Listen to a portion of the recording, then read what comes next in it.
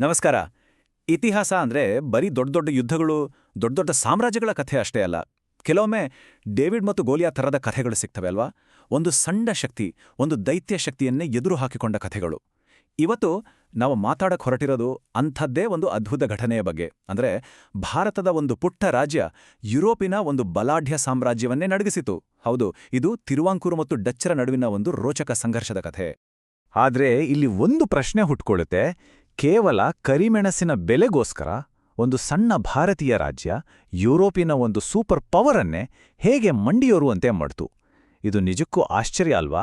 ಬನ್ನಿ ಈ ಐತಿಹಾಸಿಕ ಒಗಟನ್ನು ಬಿಡಿಸೋಣ. ಈ ಇಡೀ ಕಥೆಯನ್ನ ನಾವು 5 ಭಾಗಗಳಾಗಿ ನೋಡೋಣ. ಮೊದಲು ಭಾರತದಲ್ಲಿದ್ದ ಆ ದೈತ್ಯ ಶಕ್ತಿ ಯಾರು ಅಂತ ತಿಳ್ಕೊಳ್ಳೋಣ. ಆಮೇಲೆ ಕರಿಮೆಣಸಿನ ರಾಜನ ಪರಿಚಯ, ಅವರಿಬ್ಬರ ನಡುವಿನ ಸಂಘರ್ಷ, ನಂತರ ನಿರ್ಣಾಯಕ 1741ರ ಯುದ್ಧ ಮತ್ತು ಕೊನೆಗೆ ಆ ಶಕ್ತಿ ಹೇಗೆ ಶರಣಾಗತ್ತೆ ಅನ್ನೋದನ್ನ ನೋಡೋಣ. ಸರಿ, ಕಥೆಯ ಮೊದಲ ಭಾಗಕ್ಕೆ ಹೋಗೋಣ. ಇಲ್ಲಿ ನಾವು ಕಥೆಯ ಒಂದು ಪ್ರಮುಖ ಪಾತ್ರಧಾರಿಯನ್ನ ಭೇಟಿಯಾಗ್ತೀವಿ. ಅದುವೇ ಆಗ ಭಾರತದಲ್ಲಿ ದೈತ್ಯ ಶಕ್ತಿಯಾಗಿದ್ದ ಡಚ್ ಈಸ್ಟ್ ಇಂಡಿಯಾ ಕಂಪನಿ. ಹಾಗಿದ್ರೆ ಏನಿದು Dutch East India company? Simple ಆಗಿ ಹೇಳೋದಾದ್ರೆ ಇದನ್ನ 1602ರಲ್ಲಿ ನೆದರ್ಲ್ಯಾಂಡ್ಸ್ನವರು ಶುರು ಮಾಡಿದ್ರು.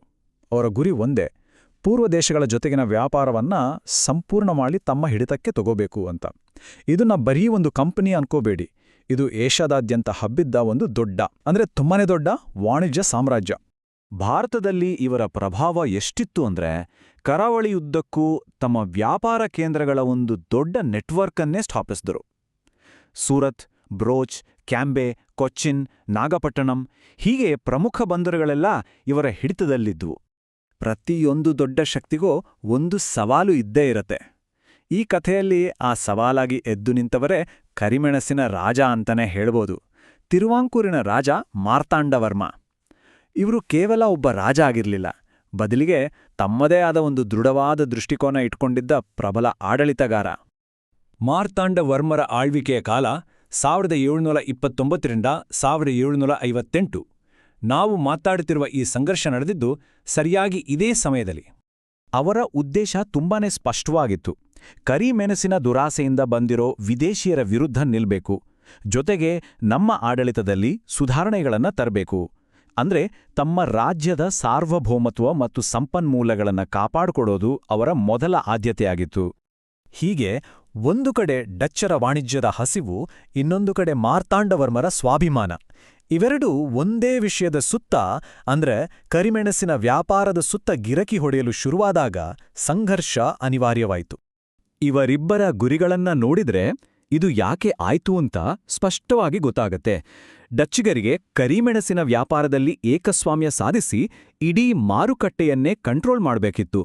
ಆದರೆ ಮಾರ್ತಾಂಡವರ್ಮರಿಗೆ ತಮ್ಮ ರಾಜ್ಯವನ್ನ ಬಲಪಡಿಸಿ ತಮ್ಮ ಆರ್ಥಿಕತೆಯಲ್ಲಿ ಯಾವುದೇ ವಿದೇಶಿ ಹಸ್ತಕ್ಷೇಪವನ್ನ ತಡೆಬೇಕಿತ್ತು.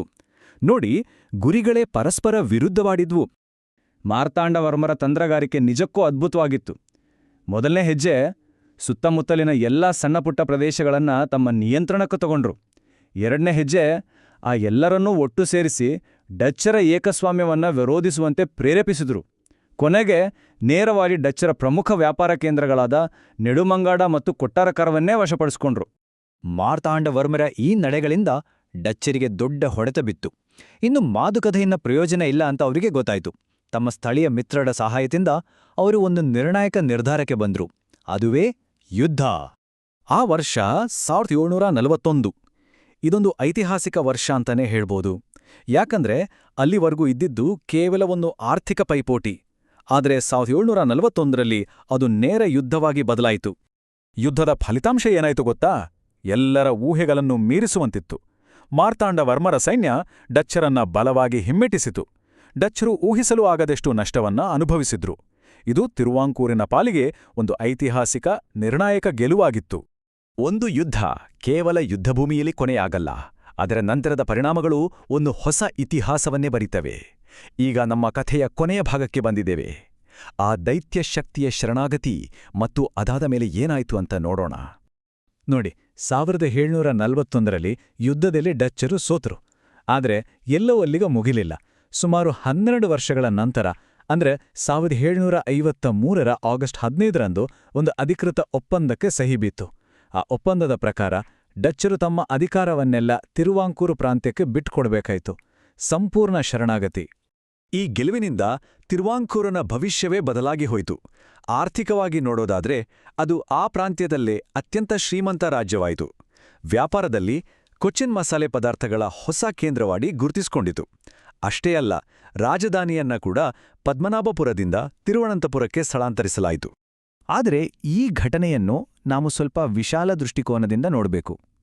ತಿರುವಾಂಕೂರಿನ ಸೋಲು ಭಾರತದಲ್ಲಿ ಡಚ್ಚರ ಶಕ್ತಿ ಕುಸಿಯಲು ಒಂದು ಪ್ರಮುಖ ಕಾರಣವಾದರೂ ಬೇರೆ ಕಾರಣಗಳೂ ಇದ್ವು.